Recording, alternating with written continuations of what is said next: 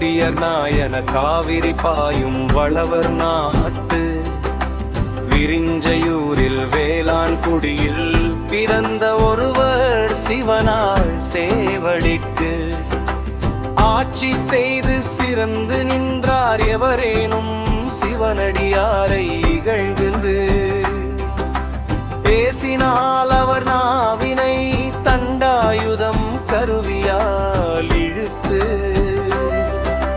கத்தியால் துண்டித்து வீசும் சக்தி வாய்ந்த தொண்டராய் திகழ்ந்தார். இதனால் இவரின் இயற்பெயர் பின் தள்ளப்பட்டு சத்தியார் என்ற பெயரே முன்னுக்கு வந்து நிலைத்து நின்றது. சிவனடியாரை இகழ்வது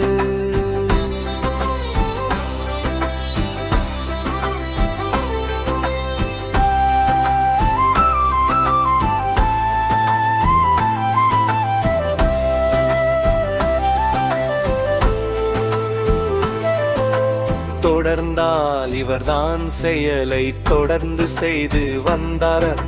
சிவனுக்கும் சிவனடியார் நலம் சேர்க்கும் வழியில் நடந்தார்.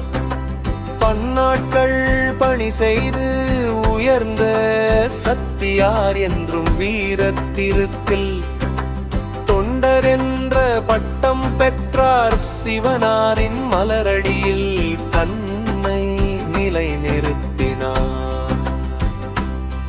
சுபம். சிவனடியார்